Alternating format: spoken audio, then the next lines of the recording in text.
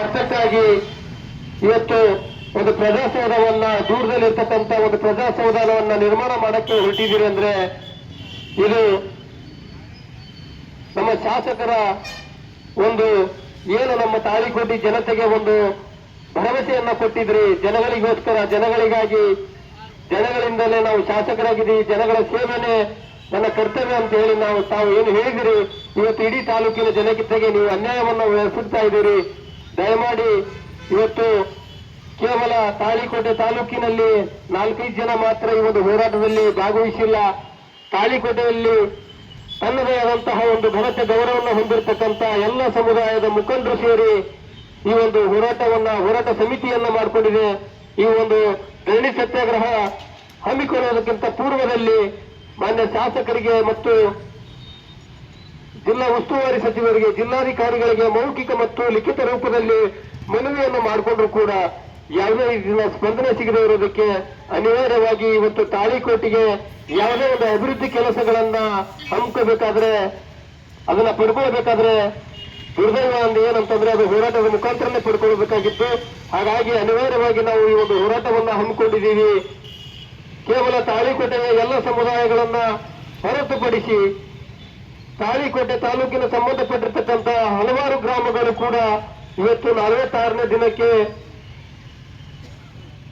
ಒಂದು ಹೋರಾಟಕ್ಕೆ ಬೆಂಬಲವನ್ನ ಎಲ್ಲ ಗ್ರಾಮದ ಹಿರಿಯ ಸಮಾಜದ ಮುಖಂಡರುಗಳು ಒಂದು ಬೆಂಬಲವನ್ನ ಸೂಚಿಸ್ತಾ ಇದ್ದಾರೆ. ಹಾಗಾಗಿ ದಯಮಾಡಿ ಶಾಸಕರೇ, ನಾವು ನಿಮ್ಮಲ್ಲಿ ಒಂದು ನಂಬಿಕೆಯನ್ನ ಇಟ್ಟಿದ್ದೀವಿ. ತಾವು ಆದಷ್ಟು ಶೀಘ್ರದಲ್ಲಿ ಈ ಒಂದು ಹೋರಾಟದ ಬೇಡಿಕೆ ಏನಿದೆ ಸ್ಪಂದಿಸ್ತೀರಿ. ಈ ಒಂದು ಹೋರಾಟದ ಬೇಡಿಕೆಯನ್ನು ಸ್ಪಂದಿಸಿ ತಾಳಿಕೋಟಿ ಪಟ್ಟಣಕ್ಕೆ ಮತ್ತು ಗ್ರಾಮದ ಸುತ್ತಮುತ್ತಲಿನ ಗ್ರಾಮದ ಜನಸಾಮಾನ್ಯರಿಗೆ ಅನುಕೂಲವಾಗುವಂತೆ ತಾಳಿಕೋಟಿ ಪಟ್ಟಣದಲ್ಲಿಯೇ ಒಂದು ಪ್ರಜಾಸೌಧವನ್ನ ನಿರ್ಮಾಣ ಮಾಡ್ತೀರಿ ಅಂತಕ್ಕಂಥ ಒಂದು ನಂಬಿಕೆಯಿಂದ ಕಾಯ್ತಾ ಇದ್ದೀವಿ. ಹಾಗಾಗಿ ಇವತ್ತು ಕೇವಲ ನಿಮ್ಮ ಹಿಂಬಾಲಕರ ಮಾತು ಕೇಳಿ, ಹಿಂಬಾಲಕರ ಹಿತಕ್ಕೋಸ್ಕರ ಸಾವಿರಾರು ಜನನ ನೀವು ಕೇಳ್ಕೊಳ್ಳೋದಕ್ಕೆ ನೀವು ಇಷ್ಟಪಡೋದಿಲ್ಲ ಅಂತಕ್ಕಂಥ ಮಾತನ್ನು ಕೂಡ ನಾನು ಈ ಸಂದರ್ಭದಲ್ಲಿ ಹೇಳೋದಕ್ಕೆ ಇಷ್ಟಪಡ್ತಿದ್ದೀನಿ. ಮಾನ್ಯ ಶಾಸಕರೇ, ಇವತ್ತು ನಿಮ್ಮ ಹಿಂಬಾಲಕರು ಸುಮಾರು ನೀವು 30-35 ವರ್ಷಗಳ ಕಾಲ ಶಾಸಕರಾಗಿದ್ದೀರಿ, ಹೆಮ್ಮೆಯ ಶಾಸಕರಾಗಿದ್ದೀರಿ. ಇವತ್ತು ಜನಸಾಮಾನ್ಯರ ಸಮಸ್ಯೆಗಳನ್ನ ಆಲಿಸಿದಿರಿ.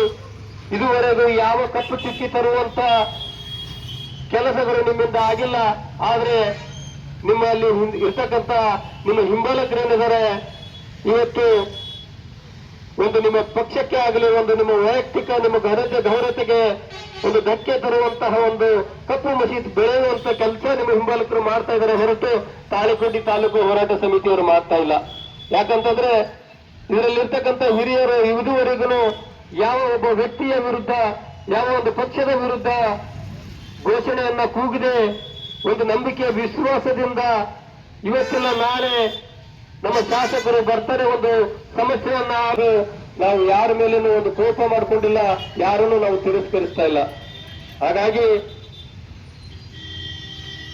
ಕೆಲವು ಜನ ಈ ಒಂದು ಹೋರಾಟವನ್ನ ಹತ್ತಿಕ್ಕುವಂತ ಪ್ರಯತ್ನ ಕೂಡ ಮಾಡ್ತಾ ಇದ್ದಾರೆ. ಅವರಿಗೆ ನಾನು ಕಿವಿ ಮಾತನ್ನ ಹೇಳೋದಕ್ಕೆ ಇಷ್ಟಪಡ್ತೀನಿ. ನೀವು ಎಷ್ಟೇ ಈ ಒಂದು ಹೋರಾಟವನ್ನ ಹತ್ತಿಕ್ಕುವುದಕ್ಕೆ ಪ್ರಯತ್ನ ಮಾಡಿದ್ರು ಕೂಡ, ಇದನ್ನ ಒಡೆಯೋದಕ್ಕೆ ಪ್ರಯತ್ನ ಮಾಡಿದ್ರು ಕೂಡ ಈ ಒಂದು ಹೋರಾಟ ಸಮಿತಿ ಇನ್ನೂ ಗಟ್ಟಿಯಾಗುತ್ತೆ. ಇದು ಕೇವಲ 1 ದಿನ, 2 ದಿನ, 40 ದಿನ, 50 ದಿನ ಮಾತ್ರ ಹೋರಾಟ ನಡೆಯೋದಿಲ್ಲ. ಎಲ್ಲಿವರೆಗೆ ತಾಳಿಕೋಟಿ ತಾಲೂಕು ಹೋರಾಟಕ್ಕೆ ಜಯ ಸಿಗುತ್ತೋ, ಎಲ್ಲಿವರೆಗೆ ಈ ಒಂದು ತಾಲೂಕಿನ ಜನರಿಗೆ ನ್ಯಾಯ ಸಿಗುತ್ತೋ, ಎಲ್ಲಿವರೆಗೂ ನ್ಯಾಯ ಸಿಗುತ್ತೋ ಅಲ್ಲಿವರೆಗೂ ಈ ಒಂದು ಹೋರಾಟವನ್ನ ನಾವು ಕೈ ಬಿಡುವುದಿಲ್ಲ. ಪ್ರತಿಯೊಂದು ಗ್ರಾಮದ ಎಲ್ಲ ಹಿರಿಯ ಮುಖಂಡರಿಗೂ ಕೇವಲ ಬೆಂಬಲವಲ್ಲ, ಈ ಒಂದು ಹೋರಾಟಕ್ಕೆ ಶಕ್ತಿಯಾಗಿ ನಿಲ್ತೇವೆ ಅಂತಕ್ಕಂಥ ಒಂದು ಭರವಸೆಯನ್ನು ಕೂಡ ಗ್ರಾಮದ ಎಲ್ಲ ಹಿರಿಯರು ಕೂಡ ನಮ್ಮ ಜೊತೆಯಲ್ಲಿದ್ದಾರೆ.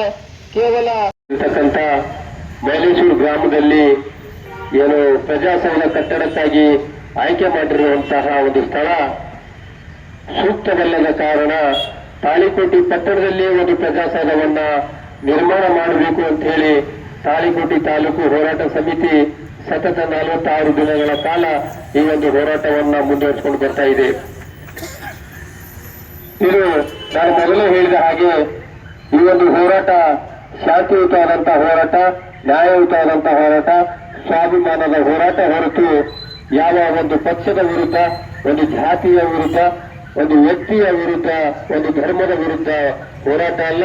ಇದು ಕೇವಲ ತಾಳಿಕೋಟೆಯ ತಾಲೂಕಿನ ಸಮಸ್ತ ನಾಗರಿಕ ಬಂಧುಗಳಿಗಾಗಿ ಇವತ್ತು ತಾಳಿಕೋಟೆ ಪಟ್ಟಣದಲ್ಲಿ ಒಂದು ಪ್ರಜಾಸೌಧವನ್ನ ನಿರ್ಮಾಣ ಮಾಡಬೇಕು ಅಂತ ಹೇಳಿ ಒಂದೇ ಉದ್ದೇಶದಿಂದ ಇವತ್ತು ಹೋರಾಟವನ್ನ ತಾಳಿಕೋಟೆ ತಾಲೂಕು ಹೋರಾಟ ಸಮಿತಿ ಹಮ್ಮಿಕೊಂಡಿದೆ. ನಮಗೆ ತಾಳಿಕೋಟೆ ಪಟ್ಟಣಕ್ಕೆ ಪ್ರಜಾಸೌಧ ತುಂಬಾ ಅವಶ್ಯಕತೆ ಇದೆ. ಹಾಗಾಗಿ ದೂರದಲ್ಲಿರ್ತಕ್ಕಂಥ ಪ್ರಜಾಸೌಧ ನಮಗೆ ಅವಶ್ಯಕತೆ ಇಲ್ಲ. ದೂರದಲ್ಲಿರ್ತಕ್ಕಂಥ ಒಂದು ಪ್ರಜಾಸೌಧ ನಮಗೆ ಯಾಕೆ ಅವಶ್ಯಕತೆ ಇಲ್ಲ ಅಂತಂದ್ರೆ, ಪಟ್ಟಣದಿಂದ ಸುಮಾರು 4 ರಿಂದ 5 ಕಿಲೋಮೀಟರ್ ದೂರದಲ್ಲಿರೋದ್ರಿಂದ ತಾಳಿಕೋಟೆ ಸಮಸ್ತ ಜನಸಾಮಾನ್ಯರಿಗೆ ಮತ್ತು ಅಂಗವಿಕಲರಿಗೆ, ವೃದ್ಧರಿಗೂ, ಮಹಿಳೆಯರಿಗೂ,